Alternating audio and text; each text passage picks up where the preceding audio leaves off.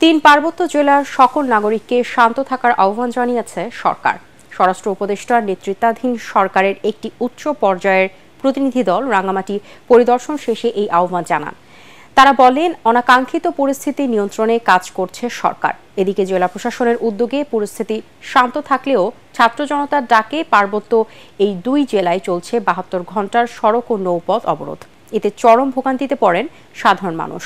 জেলা প্রতিনিধি পাঠানো তথ্যচিত্রে আরো জানাচ্ছেন জাহিদুল আলম। এলো ভিশন মুশকিল আসান অফার। যে কোনো ব্র্যান্ডের পুরনো ফ্রিজ নিয়ে চলে আসুন ভিশন শোরুমে আর নিয়ে যান নতুন ভিশন ফ্রিজ 20% পর্যন্ত ছাড়। 18 সেপ্টেম্বর দীঘিনালায় পাহাড়ি ও বাঙালিদের মধ্যে সংঘর্ষ এবং হতাহতের ঘটনার পর রাঙামাটি পরিদর্শনে গেছেন অন্তর্বর্তী সরকারের উচ্চ পর্যায়ের প্রতিনিধি দল। দুপুরে রাঙামাটি সেনানিবাসে স্থানীয় জনপ্রতিনিধি, আইনশৃঙ্খলা বাহিনীর সাথে বৈঠক করেন স্বরাষ্ট্র উপদেষ্টা অবসরপ্রাপ্ত লেফটেন্যান্ট জেনারেল জাহাঙ্গীর আলম চৌধুরী, পার্বত্য চট্টগ্রাম বিষয়ক উপদেষ্টা সুপ্রদীপ চাকমা, স্থানীয় সরকার উপদেষ্টা হাসান আরিফ। রাঙামাটি পরিদর্শন শেষে প্রতিনিধি দল যাবেন খাগড়াছড়ি। এদিকে প্রশাসনের হস্তক্ষেপে পার্বত্য এই দুই জেলার পরিস্থিতি এখন শান্ত, যদিও দুই অঞ্চলের ছাত্র জনতার ডাকে সড়ক ও নৌপথে চলা ৭২ ঘণ্টার অবরোধে দুর্ভোগে পড়েছেন সাধারণ মানুষ। আমরা এখনো পাই নাই, ইনশাল্লাহ পেন্ডিং চলছে, পেয়ে যাব।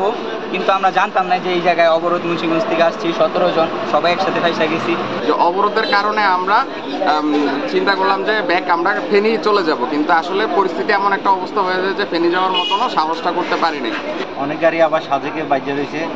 তো এখন যদি সেনাবাহিনী অথবা যদি কেউ এসকর্ট দিয়ে দেয় আমাদেরকে, তাহলে আমরা যাবো আর না হলে এসকর্ট ছাড়া তো যাওয়া যাবে না।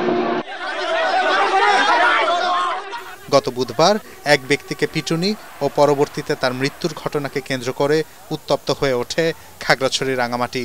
সংঘাতে নিহত হন আরও ৩ জন। এরই মধ্যে আইনশৃঙ্খলা রক্ষাকারী সব বাহিনীকে ধৈর্য ধরে পরিস্থিতি নিয়ন্ত্রণে আনার নির্দেশ দিয়েছেন প্রধান উপদেষ্টা ডক্টর মোহাম্মদ ইউনূস। আশ্বাস দেন সুষ্ঠু বিচার নিশ্চিতের। Bureau report, ATN Bangla.